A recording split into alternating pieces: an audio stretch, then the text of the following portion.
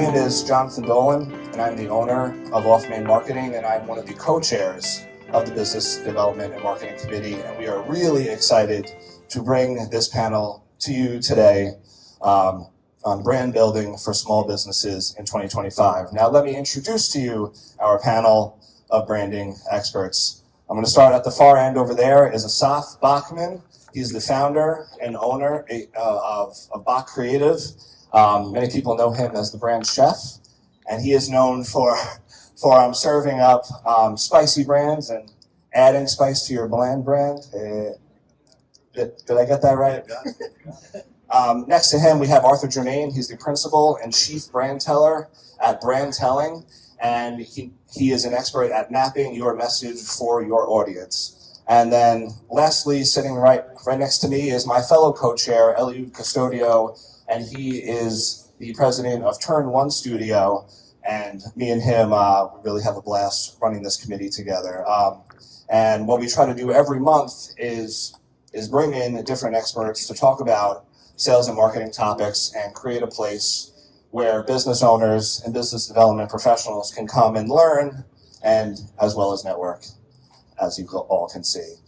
And now let's jump right into it. So obviously we're talking about branding today. A great question to start off with, to set the stage, is what is branding and what is the difference between branding, marketing, and advertising? And I'm sorry, I'm going to throw this first question over to Eliud. Okay, that's an excellent question to start off with. It's an excellent question because very often in conversations I have, people do confuse advertising and marketing specifically. That happens quite often. So I guess I don't want to give an answer that's too into the weeds because that's what we're here to talk about today. But in short, advertising is a form of marketing. If marketing is your effort to build relationships with your clients and those prospects that you would like to become your clients, advertising is one of those tactics that you can employ to do so. Where advertising is a form of marketing, marketing is not necessarily advertising, that's kind of an overarching theme. Branding, on the other hand, I see that as the glue for all of that. I see that as an opportunity to make your tactical efforts, whether it's advertising, whether it's content marketing, whether it's being involved in social media, branding allows those efforts to become more efficient. It allows people to have better recognition of your brand, either the first time they see it, and when they see it again, they remember you, or if they're already familiar with you, when they see your next message, they attribute it to your brand. So, hope that makes sense. Yeah, no, thank you so much, Eliud. And then piggybacking on that, I want to just expand on that topic. Arthur, if you could quickly set the stage as well as why should a small business invest in branding? Sure. How many people here are the owner of their own business? So, as the owner of the business, you know, are you where are you in terms of your revenue? Are you a sub $1 million business, a sub $10 million business, a sub $100 million business? It really doesn't matter. The focus on a brand, the ability to differentiate yourself from competitors and from companies that people might think are a competitor is important for you to be able to move forward. So we're always saying you want to show how you're different. As Eliud just said, your marketing and all the activities that you're going to do, they get driven by you understanding who your brand is and who your brand serves, and having an understanding of what you're going to do there. Once you can understand who you serve, what exactly you do for them, you understand the nature of your brand and how that's different from others. So I look at them all under there. I was going to go back to Eliud's description of marketing. I often use the description for marketing. I say it's like, think about opening a big umbrella, and I think that's that's marketing. And what's under that umbrella? Advertising might be under there. Public relations might be under there. But as Eliud said, the glue that holds it together is brand. I think of it as, what type of umbrella is it? Is it a big golf umbrella? Is it just a quick utility umbrella? Or is it a really frilly, fancy parasol that you're carrying, that's the brand. That's the way that you're going to shape it and talk about that. So, today I'm hoping what we'll do is we'll talk a little bit more about, how do you shape a brand. Thank you, Arthur. And now, Asaf, I want to throw a question over to you that's in the mix here about style guides. I would love to ask how many of the business owners that raised their hand before have a brand style guide for their company? That's great. Yep, that's not bad. I would say it's More about than half, expected, right? half the people, right? Which is definitely more than I expected as well. So a brand style guide really just helps you understand how you are going to express your brand to your audience, right? You can't tell your audience to like your brand. You can only hope to influence them. To influence them, you really need to be consistent, and you need to, not only just say the same message over and over again, but you really need to tie your message into your brand, and the visuals do that. So a brand style guide just helps you avoid having to make those decisions every time you're creating any kind of marketing collateral. What colors to use, what fonts to use, how to use them, what proportion. Style guides help you take all those decisions away so you can focus on actually putting in the right message and getting into the right message. Awesome. Thank you so much. And now we want to jump in to the steps that go into building a brand. And we have them on the screen for you here. We have discover the brand foundation, design the brand identity, develop the brand story, and deploy the brand presence. So we'll go 1, 2, 3, 4. Which one of you guys would like to start off with number 1 on discovering the brand foundation? So I'm going to start with the discover the brand foundation. What I like to do when I'm working with a client company is understand, and I use a model from Simon Sinek called the Start With Why model. And what I like to do is sit there and say, why is it that your brand exists? What is it that you can truly offer for your audience? And the Start With Why model has these 3 concentric circles. It's the why, the how, and the what. So the why is what is the kind of the driver for your business. The how is how are you differentiated? What's your secret sauce in the way that you deliver? And then the what. The what is often the default that most people say. If you're an attorney or a CPA, where's my friend Chris? If you're a CPA, somebody says to you, "What do you do?" and you say, "I'm a CPA." That doesn't really answer, what you do, how you're different, why somebody wants to work with you. I think Simon's model is missing one more circle, which is the who circle, and that's the who do you serve. Once you have a really good focus on that, who do you serve? And it's not just one group, it's often multiple groups. Then you can kind of dig in. So that's where we start with that. I mean, it seems like a lot, but once you have that foundation, everything flows from that. When you're working with Asaf and we're talking about colors, and you're talking about logo or what it looks like, you have a better understanding of what's going through. So I'll hand that off, yes. That's all right. Thank you, Asaf. Yeah. So that leads us into the brand identity. And so the brand foundation, one thing I want to add, Arthur explained it really well. The brand foundation generally does not change.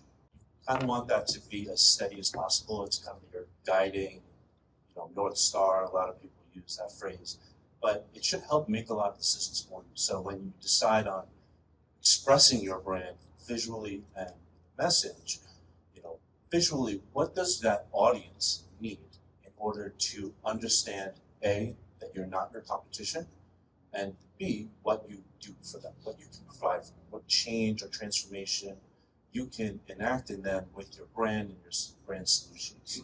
So the identity is really made up of the logo or logo set, your colors, typography, and images, but it's beyond that. It's about how they all interact with each other. It's about how they're all used in conjunction with each other to set a different identity apart. Thank you so much, Asaf. And let's quickly cover the developing a brand story as well. Arthur, you want to take that? Yeah, and I think also, Eliud to talk maybe a little bit about. I'll take number 4. Okay, so when we're developing the brand story, so once you have a foundation for your brand, and once you've begun to understand how you want to express the brand, as Asaf was mentioning, now we're looking at the brand story. What are the elements that make up your brand and help to differentiate it in a way that you can express that out to people? You're going to collect stories about you as the founder. What was your background? What was the impetus to start your company? What are the products and services? What's that matrix of tools that you're providing out to your customer set? All of those I think of as stories that you can tell. Lots of people want to say, we do X, we do Y, and we do Z. The reality is that you provide X as a service or as a product to an audience, and you're helping them to achieve some goal. And when you can focus on the goal that you're helping your audience achieve, whether that is your customer or even if it's an employee, that's when you're being able to tell the story. So I often encourage clients to kind of collect these stories, to put them together, to have them. We put it into a brand storybook so that you have them when you need to express them, whether it's for a website or brochure, or you're getting ready for a presentation, so that you are able to kind of express those differences about you in that kind of a form. And I just want to interject, you guys should all have one of the handouts that's on everybody's table is Arthur's 5 steps for developing a brand story. I've written a book called The Art of Brandtelling, Brand Storytelling for Business Success. And one of the chapters we cover is this idea of the 5 steps for telling your powerful and differentiated brand story.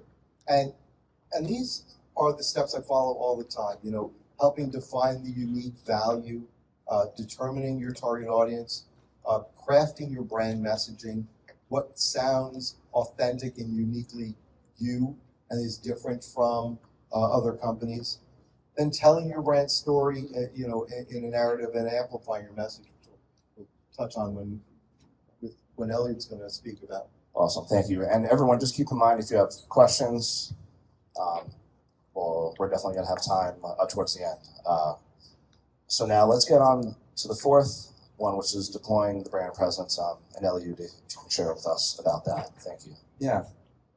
I think the deployment of your brand is super key, even more so for small businesses. When we were planning the other day what we might touch upon today, because we could literally talk for weeks on these topics, so it was tough to narrow it down to just this time slot allotted. But the things that you often think about when it comes to deploying your message are sometimes cost prohibitive. We can think of how effective and how memorable something like a Super Bowl commercial would be.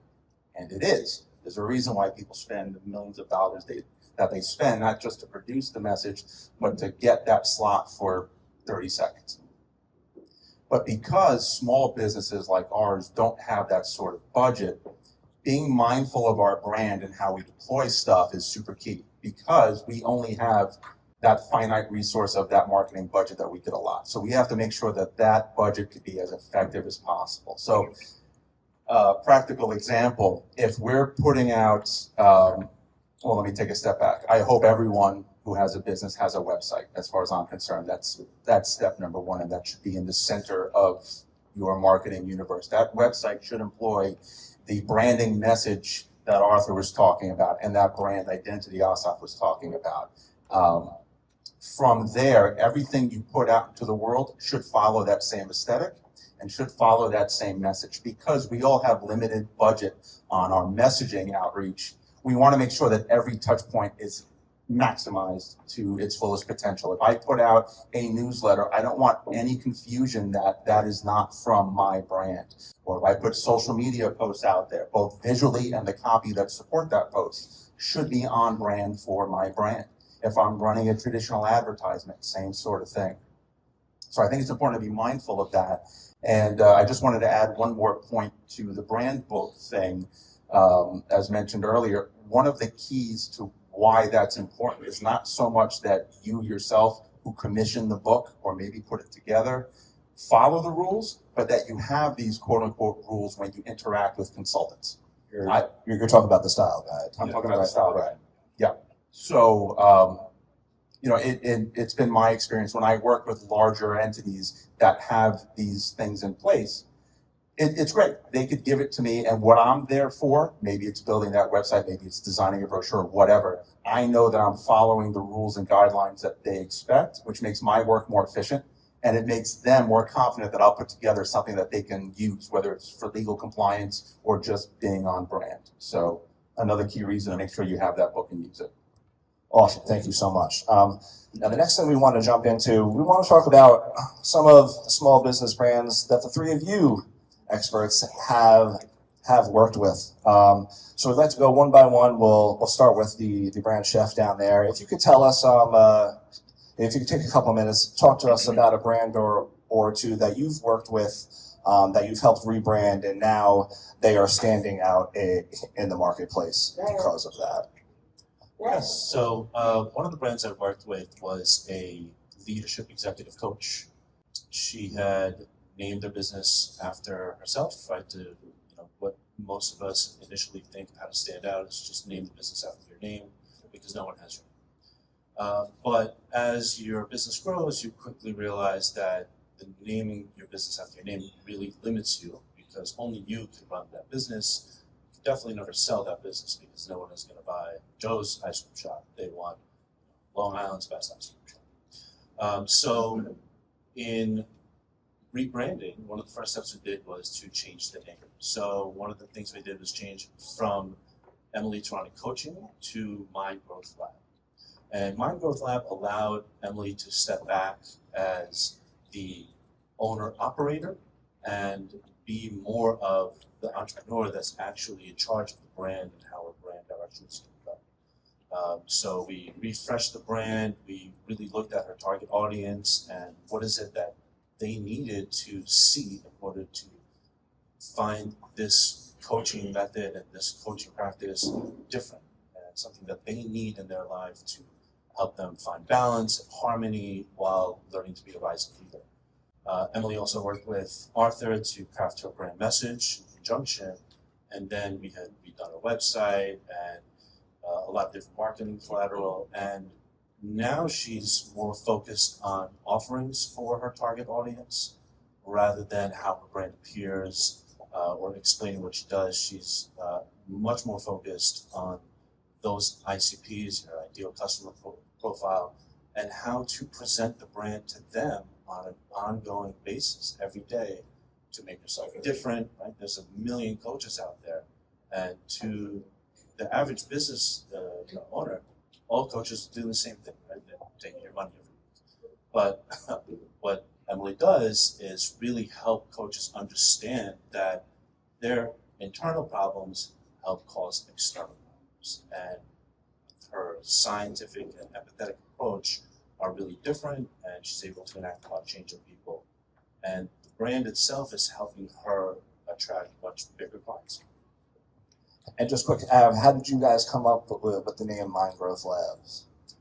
That took a lot of research. It took a lot of looking at different competitors. What is it that they're saying about their coaching programs and their coaching companies, and the target audiences? What is it that they actually are looking to Emily to get? And for me, that was clear after a lot of research, is that they're looking to expand their mental capability, whether it's at home, whether it's at work, going for that promotion where you've never done work like that before, but you clearly demonstrated that the work that you're doing is, well within reach, and you're able to promote something. Awesome, thank you so much. Let's pass it over to Arthur. Arthur, tell us about a brand or two that you've worked with. Sure. So I worked with a company that has a really kind of a typical story. I worked with a group called Sunrise Electrical, which sounds like they're an electrician, and but I had been invited to come in by the head of their solar deployments. So I thought it's a little bit interesting, because if they're doing solar and they're called Sunrise Electrical, I came in and we sat down and the challenge they were having was that they were much larger than being an electrician. The father had started the business as an electrician. The sons now had an electrical contracting business. They also did mechanical contracting, solar contracting, and battery storage. So it was a much larger kind of a story that was hidden behind a name that just didn't fit them. And this is really kind of a common problem for a lot of people. You might have acquired a company, maybe you have a partner that you brought on, maybe you've grown something, and now when you're describing what your brand does, you start saying this a lot. Well, we do this, and we do this. Oh, plus we do this. Oh, and I forgot, we also do this. And the story ends up being a bit of a mix, and it's hard for somebody to understand it. So after understanding a little bit more about what they did, we came back to them with two things: a new name, we called them Sunrise Power Solutions, and a tagline where we said that they are clean energy contractors. And we broke out divisions for each of those things they did. And to Asaf's point, we built a style guide that matched, and any new division has a style they know to follow for what they're doing. And the reason we left the Sunrise name, they asked that question. They said, hey, you're going through your renaming, why the Sunrise name? And I said, there is a legacy here. It was a 30-year-old company. And I heard the admin answer the phone 5 times while I sat in the conference room. And she just picked up and said, hello, Sunrise. She never said anything else other than that. I said, that's just a habit we're not going to break. So, I think we can retain a little bit of legacy with Sunrise, but the Power Solutions really reflects all of the things that you do. And it starts a discussion and a dialogue. And we were right, it helped them to expand. They moved into new quarters. They wrapped all the buses and trucks that they use, and they were able to do much more and have bigger dialogues with some of their customers that way. And now their brand is standing out. Right, the brand stands out in a way that it didn't before. They were not, where they had to say, we're more than electricians. Now, now it's understood that what they do. Right, that's a huge difference. Thank you, Arthur. Yep. Now, Eliud, why don't you share with us about a brand or two that you've worked with? So the brand that comes to mind I want to share because the experience is a little different than these two, and I think it adds a little variety to our conversation.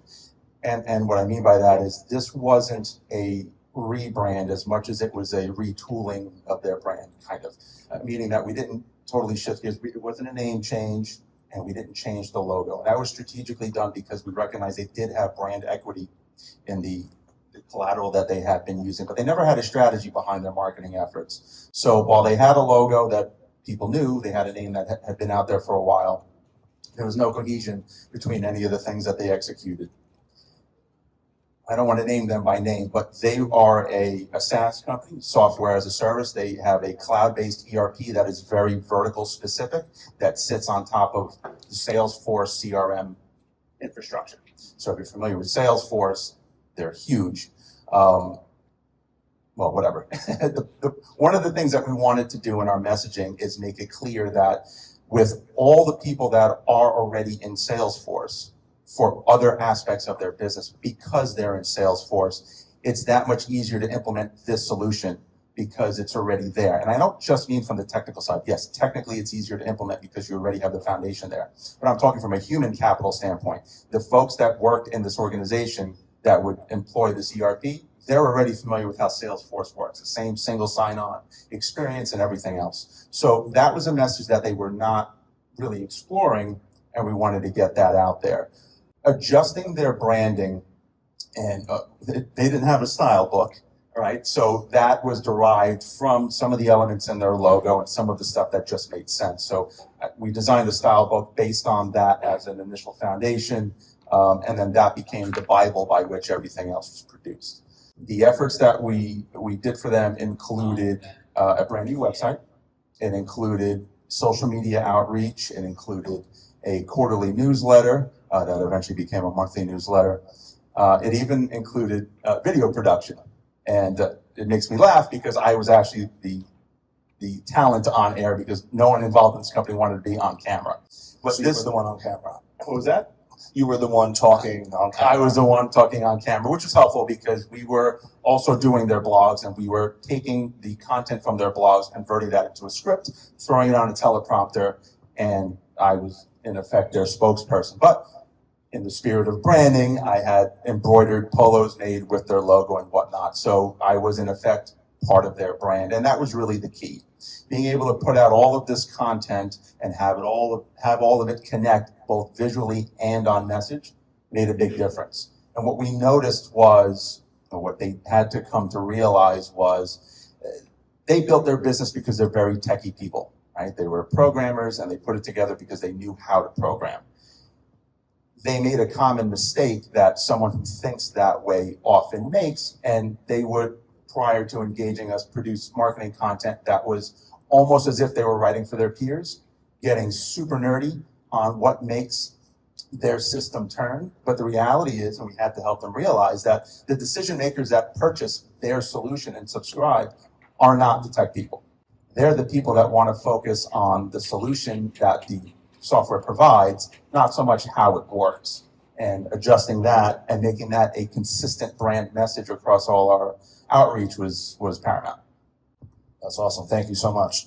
Now, the next thing we want to get into is, okay, we've talked about what a brand is, the steps to building a brand. Now, how do we know if any of the branding work that we're doing is making a difference? So we want to talk about how to measure the value of your branding efforts. I know the first thing that sets the stage for that is doing a proper brand audit. So if Eliud and Asaf both want to chat about what a brand audit is and explain how that sets us up to measure the effectiveness of our branding efforts. Sure. You know what? We'll split this one. You can talk about the visuals, and I'll talk about some of the analytical stuff. So the key whenever you're trying to measure success from a data perspective is to have a baseline. Whether that baseline is the metrics behind engagement on social media, the metrics behind engagement on their website, email marketing, whether it's open rates and click-through rates and whatnot. Understanding where you are day one is key, because if you forget to do that and you employ a rebrand and then you go to measure, you have nothing to measure against. It's important to look at, well, in the context of branding, I'll stick with email marketing for a moment. When you're marketing, you'll often employ a A/B test with your email. And an example of an A/B test might mean we're going to design this email and clone it. And we're going to make this first version have this subject line that we think should resonate well with our audience. And we'll have version B have this subject line that we think will resonate with our audience. And we'll see which works. So very often, if you're using the right email deployment software, you can program that. So regardless of how big your list is, you can do this on percentages. You can have 20% of your list receive version A. At the same time, another 20% receive version B, and then hang out for an hour or two. Make the time difference whatever you want. But the point is, you do 20% here, 20% here, and wait. And whichever email was opened more effectively wins, and then the remaining 60% of your list get that version. When you're talking about branding, though, it's really less about the open rate and more about the click-through rate and the engagement with the email. So why is that? Well, that's because when we're putting together proper aesthetics and proper messaging in our email, if they don't open the email, it's for nothing, right? They need to see what's in the message in order for us to determine if one message was more important than the other. So we would have to, in that example, exclude the non-opens, look specifically at the pool of recipients that did open the email, and then from there, which version had a better engagement, version A, version B. And then we would look at, depending on what we were testing, which message made sense, which aesthetics made sense, etc. Thank you, Eliud. Thank you, Eliud. So while Eliud was speaking a lot about KPIs and measurables and data, which is very important in tracking not only your branding, but your marketing, right? Any marketing you should be tracking. I'd like to talk about the non-tangibles of brand awareness, right? That's how you know whether the brand is working or not. And that's more like, what are people saying about you when you're not in the room? What are customers telling other customers about you? That's your brand. It's what the people think about your brand and what they tell other people about what your company does, or what kind of solutions you provide, and what transformation it causes. So if you're hearing positive things and you're getting referrals, and those referrals know a lot about you, they know what you do, and their only question is how much, your brand is working really well. If referrals are coming to you, you have to keep explaining what you do, or you're turning them away because you're getting the wrong referrals from people, then your referral partners don't understand what you do, and your brand is not working. And so those aren't measurable, and they're not tangible, but they are very real things that are a reflection of your brand's awareness and impact on its audience. And I just want to jump in. I know that there were a short list. There's a lot of things that you can measure, but we did identify a short list of things to track. And you guys chime in, correct me if I'm wrong. But when you do a brand audit, you can take a look at things like, what is my general organic search traffic? What's our sentiment on social media? Do we get a lot of mentions on social media? I know Arthur's going to talk about what's your customer acquisition cost, what's your customer churn rate, your referral rate, as Asaf mentioned. So there are specific KPIs that you can hone in on, and then if you hold everything else constant, make your changes to your brand, and then say, is all of a sudden we're getting a lot more organic search traffic? Obviously that didn't happen from our marketing activities, because we haven't changed any of our marketing activities. If the only thing we changed was our branding, then we can attribute it to that. But I want to throw it over to Arthur. I know you want to talk about the customer acquisition cost and also increased business opportunities. And I think as we're talking, I'm feeling like it could be a lot of overwhelm. Like, wait, what do I have to track here? There's a lot of things, and I would say that what you want to do is find some measurable element about your brand that really is important to you, and measure that and get that part right, and you can measure other things. All of the email that Eliud was talking about is great, because all of the tools you're using, if you're using Constant Contact or MailChimp, they do those things automatically. They'll run out an A/B test and give you a winner, and you don't have to go in and do anything. But it is up to you to then look at the metrics that you get at the end. So if you're sending out email, to say, am I increasing the open rate, the click-through rate, and if you're selling something, am I also increasing my conversion on the back end? So those are measurements to keep in mind around email. And if that's all you measure for a 3-month period, that's great. If you're sending out a monthly email, what you want to see is an increase in open rate. You want to see an increase in click-through and an increase in either conversion. That conversion could just be meetings on the back end, or people coming through to talk to you. And that can be the one thing that you take a look at and that you can improve over time, because that's really the point of everything that we talk about with the brand, is how to improve that brand perception over time. Then you can move on, you can do other things. But as Jonathan said, I always try to focus on the cost of acquisition. We all have a cost associated with acquiring new customers, whether it's the cost in networking, the cost in going to shows, to exhibit at a trade show. All of these things can add up, and they become a part of your cost of acquisition. At a point where your cost of acquisition becomes lower, you begin to understand which elements are working for your brand, and also which activities are working for your brand. And so you can measure those. But you don't have to do all of these things all at the same time, because I think that's where it becomes overwhelming. I know myself. I look and go, okay, what LinkedIn post did really well this month? What other what email really did well? Did I get a mention in an HIA newsletter, and people showed up to an event? All of those things are important. You just want to start to kind of piece them down to figure out what what's really important to you, and what you can measure on a regular basis without being overwhelmed, because you probably have other jobs to do. So this is just one part of it. Right. Thank you so much. And just so the audience knows, is there a general time frame that after, so you do the brand audit, you identify we want to track these things, then you do the rebrand. Is there a general time frame that you should start to see a difference in your visibility, in people searching for you, and all of those things? I think there is no solid single answer. A lot of it is business specific, a lot of it is industry specific. Obviously, branding is something that you do while you're marketing, right? That's part of your marketing soup. And if you're not doing a lot of marketing, as one example, if you do a brand change and you're not being excessive or at least proactive in getting that message out there, it's going to take longer for you to understand whether it moved the needle or not.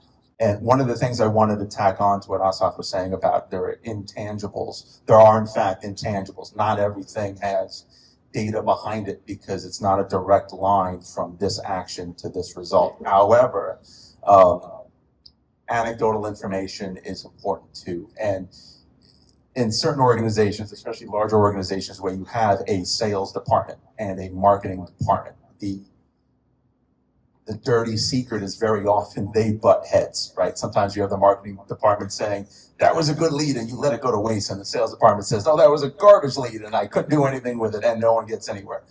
One of the best things you can do is make peace and make sure that there is harmony between marketing and sales, because they're there to work together. So while marketing is helping to tee up sales opportunities for the sales team needs to provide accurate and truthful feedback on how the marketing efforts are working. When you're in a networking environment like this, you're not walking around tracking data per se with every conversation that you're having or every hand that you shake. And the marketing person is very often not in the same room as the salesperson that's doing these in-person networking events, and networking is a form of marketing. So if they go back and report that information, hey, I did hear when I walked into the room, people were talking about our brand and they were pretty psyched that we changed this logo, or they laughed at this funny new messaging that we decided to put out in our ad campaign. That is important feedback for the marketing department to get. And again, while it's not a numerical KPI, that's okay. That tells you that we're moving the needle. And for small businesses, again, limited budgets, that's enough for us to know that we're going in the right direction and do more of that. Right. Which is an excellent point, Eliud. And I wanted to add one thing in that to actually answer your question. So to me, the amount of time it takes for a brand to make an impact is directly related to how much marketing you do. You can make a new brand which tells people how your company stands out. If you don't tell anybody about it, no one's going to know. And it will take forever, if not never, to happen. I've definitely done rebrands and they have not promoted at all and their brands die. Regardless of how well a job I did, it didn't matter. If no one is being told about this, about how your brand is different, or why your brand is different, or why it matters to them, they won't care. And you won't get any marketing leads or sales leads or any leads. Thank you so much. Again, we're going to have Q&A in a couple minutes, so everybody get your questions ready. We just have a couple of last things we want to ask. Is there any tools that anyone could use in their branding efforts? And then specifically, we know that people want to know if there's any advice when it comes to using AI in your brand and your branding efforts. Who wants to take that one? Don't use AI in your branding efforts. What? No, I'd say if you're using AI in your branding efforts, you want to use AI as the tool it's meant to be.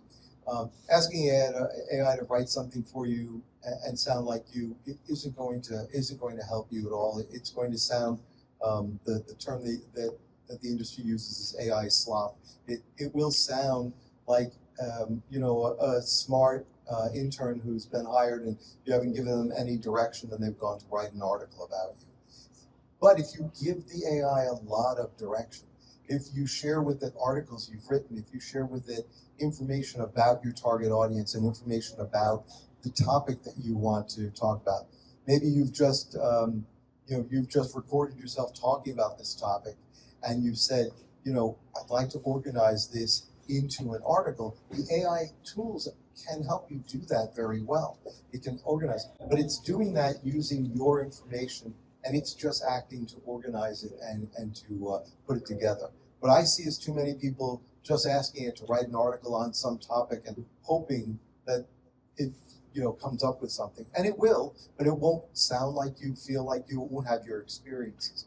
But to the extent that you can provide your experiences, you can say, here's the topic I want to talk about. Asaf could talk all about, what has to go into building a style guide and put that in, and then say to the AI, help me organize this into an article. It does a much better job because it will sound more like Asaf and what he wanted to happen. And then he's got to look it over at the back end to make sure it didn't make things up, because the AIs are really good at making things up. So and emojis and M dashes. Yeah, and everything else they can possibly add in there. It seems like they're like college kids writing something and texting it to friends, and you're like, oh, okay, I was hoping for this to be more professional. So that's but I do find it to be to be an interesting tool. But you have to think of it that way as a tool. Want to add something? Yeah, please do. AI is just a tool. Just a tool. You could have asked us, well, what do you think about building a house now that we have hammers? All right, that's cool, right? Do I really know how to use a hammer in a way that I could build a house? A writer I know summed up AI a year or two ago in a way that I found very interesting. He said the use of AI in the context of writing was a race to mediocrity. And when you think, and first off, we're not anti-AI. I always worry about talking about AI in a marketing context as if we're threatened and we're poo-pooing AI. It's not about that at all. I think AI has a place in every industry, but it's just a tool, so you have to know how to use that tool. So his comment about that was impactful to me because I understood how AI is AI, right? It's always reading what's out on the internet, it's consuming all this stuff, it's synthesizing it, it's coming up with an answer as far as, well, this must be best practices. Well, how is it best practices? Well, I've seen it enough. I've seen it occur enough that it's best practices. So if you look at content from one extreme to the next, AI is going to kind of find what's in the middle because you've got the most quantity there, there's more meat there than anything, and it's going to base its intelligence on that. So if you'd like to be average, then the use of AI, where you get average output, is spot on. And one other quick thing, maybe this is a little ridiculous, but just a conversation I had with someone not too long ago about this. I said, I can go on to ChatGPT right now and ask it, how do I perform brain surgery? And it'll tell me, like, you do this. And I can double down. All right, let's really take a deep dive in this. Break it down step by step. I want a thick manual that I could print out when I'm done on how to do brain surgery. All right, that's cool. What tools do I need? Where do I buy those tools? Where are the best prices to buy those tools? Scalpels, anesthesia, I don't know. I'm not a brain surgeon, but whatever. I get this whole book, right? You can do this too. If you did this and you had the book, would you perform brain surgery? Probably not. I hope the answer is no. But the answer should be no, because you're not a brain surgeon. And while this stuff is super convincing, it's very compelling what it gives you. Like, this sounds like, I guess that's how you do it. You knock the person out, you cut their head open, and you do that, right? It's easy. And we don't know what we don't know, and that's why that makes that process dangerous. So if I follow these rules, it seems convincing, but I don't know that something here is a misstep. I'll probably kill somebody. And the ironic part about that is, in the context of marketing, when people that don't know good marketing from bad, or even worse, good from great, you wind up following that same brain surgery model, and the patient is your brand, it's your business. And I don't know, again, not poo-pooing AI. I love AI, and it has its purposes, but knowing the difference between the two is knowing that even though I have a hammer, I have no business building a house. Well said. Thank you. All right.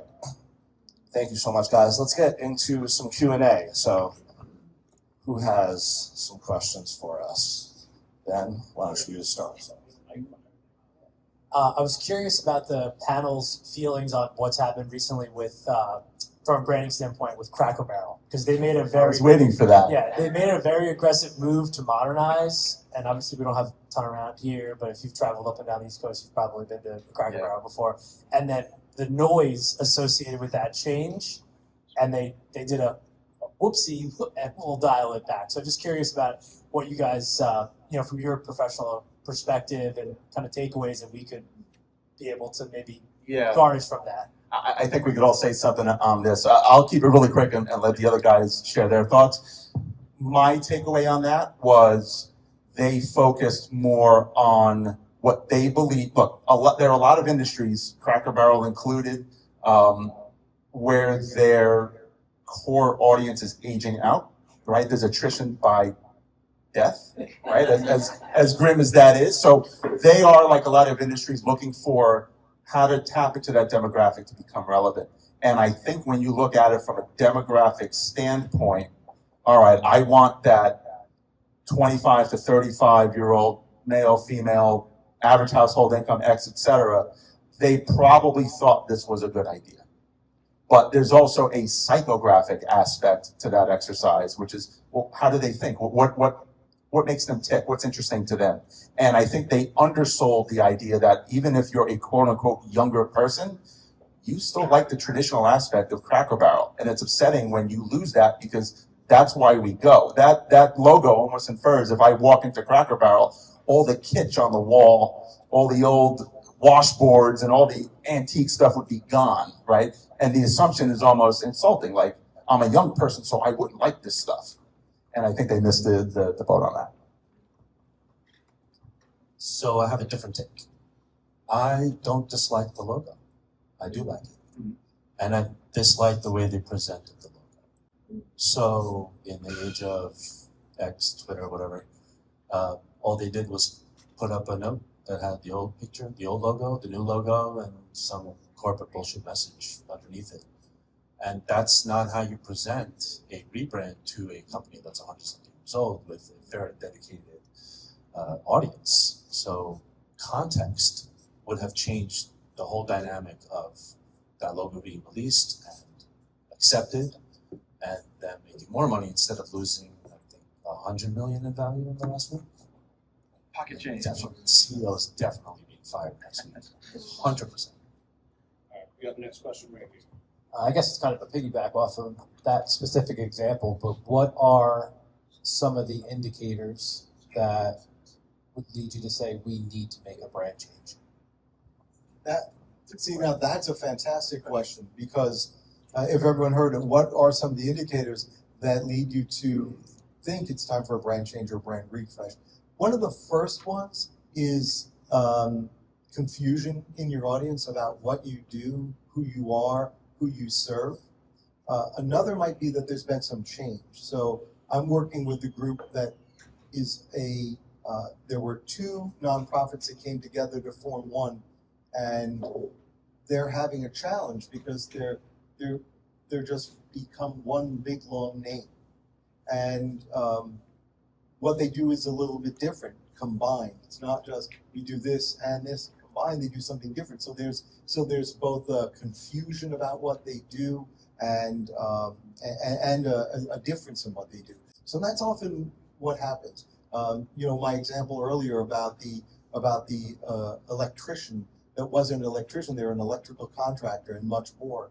They really needed a change. Sometimes there's a company where you just, maybe it was, Cracker Barrel, they just felt a refresh was necessary. In-store sales were down.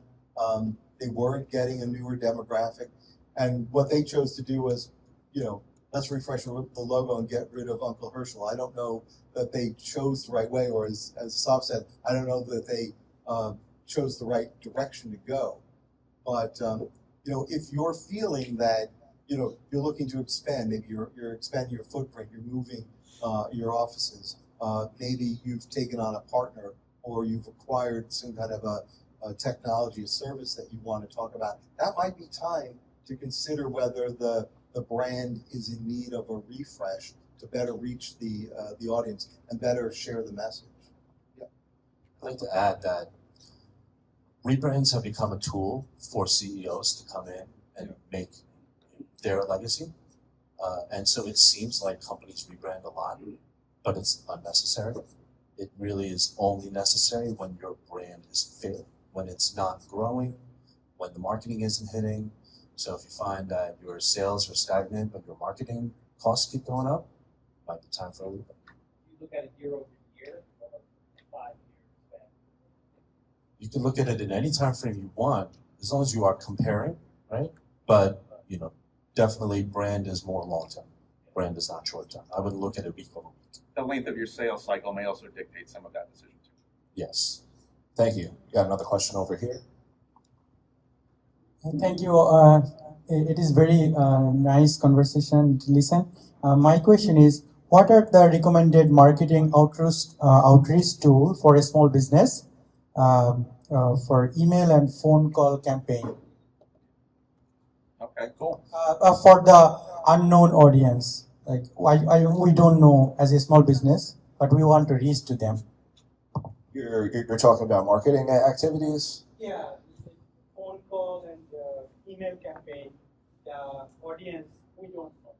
These people we know, but these people we don't know, but we want to reach them. Sure. The best practice. Right. So this is a cold outreach effort, right? They don't know anything about you. First and foremost, to keep it on topic, you have to have your brand established, because if you're going to make that effort, especially if it's a cold outreach, these people don't know you and they may not give you a second chance to make that first impression, right? They may not give you a second chance for you to correct course. So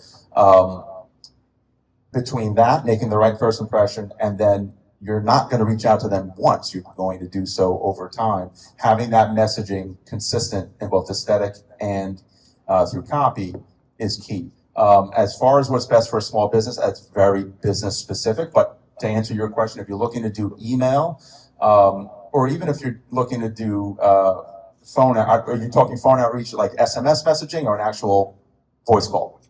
Yeah, three media, just email should be fine.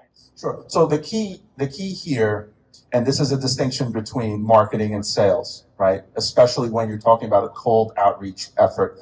The key to a cold outreach effort is to understand that you may be presenting a solution to a problem that they don't have yet, or that they may have but haven't identified yet. So whether you visualize this as a buyer's journey or a funnel, they are top of funnel, early buyer's journey. They are at the beginning of your nurturing effort. So your content should not be buy, sale. It should be educational. You need to educate them on what the solutions are for their problem. That not only helps them to become a better educated buyer, which is great because they can appreciate what you do and what you charge for what you do, but it also shows them that you know what you're talking about, and you start to put yourself adjacent to that knowledge.